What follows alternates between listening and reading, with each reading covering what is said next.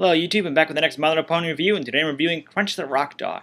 It's a two-part story involving, what else? A giant rock-themed dog. Basically ends up being bitter, and as we find out, it's because it literally does not have a heart.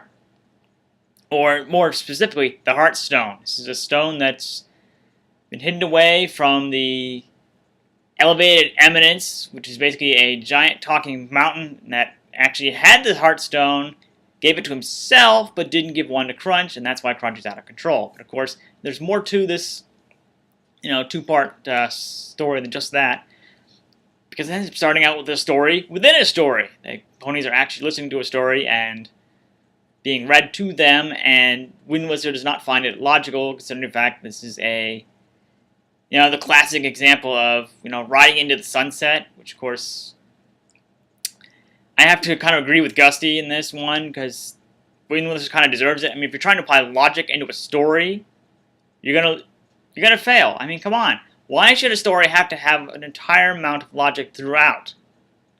Riding in the sunset, who cares whether it rides into the sunset?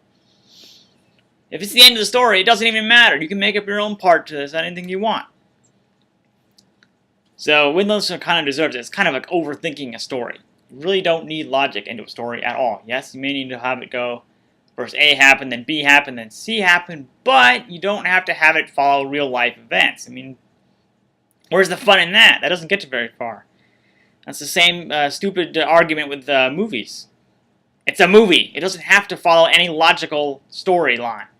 You can have it be whatever you want. But of course, once they're on to Crunch the Rock Dog, they need help from their friend Mr. Moochek. But of course, he's never heard of the Rock Dog either. And they end up helping him with a problem with his literally walking stick. I'm not kidding. It's literally the stick that he uses to walk on actually has an ability to walk on itself. It's probably a magical stick. They end up cornering it, and they end up getting Mr. Moochek to actually, because they find it's been underappreciated and overworked. Not a good combination right there. So they end up basically giving the stick the day off. That's what they get Mr. Moochek to allow it to do. But of course, then this is where they end up going to see the Mountain King. But of course, they have to find, which in turn leads them to the elevated eminence, which is where they end up finding out about the Heartstone, but not before the Rock Dog turns Gussie to stone. She tries to distract him and fails pretty badly, I would say. But of course, Crunch the Rock Dog isn't just on its own. It has its own little army of Rocco-lanterns, for lack of better description or better name for them. And cornering them, but Megan ends up helping out with her own song. But of course, they need the Heartstone. That's one thing that's official. But the problem is, Megan's kind of hesitant, because then it's like, okay, if the elevated eminence has the Heartstone and they give it to Crunch, what will happen to the elevated eminence? And they find out that yes, that despite what the elevated eminence ends up saying, okay, no, it's fine, just give them the Heartstone, it'll be fine. Now it's the elevated eminence's turn to be angry, but Megan ends up singing both of them back to much kinder atmosphere. In fact, Crunch the Rock Dog ends up being a puppy after all this.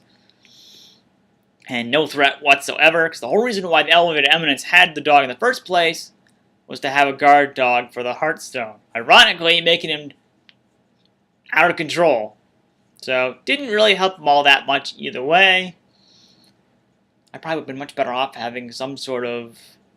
I mean, heck, he probably could have done it on his own. Just don't come any closer type of thing. I mean, he's got a loud enough voice. I'm sure he can scare the heck out of anyone else trying to come in and steal his Heartstone.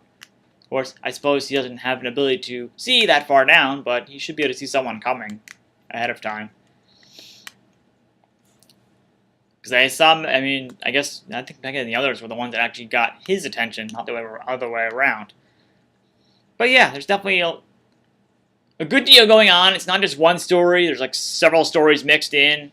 Albeit not as probably as exciting as Crunch the Rock Dog, although even Crunch the Rock Dog might not be as exciting to you either.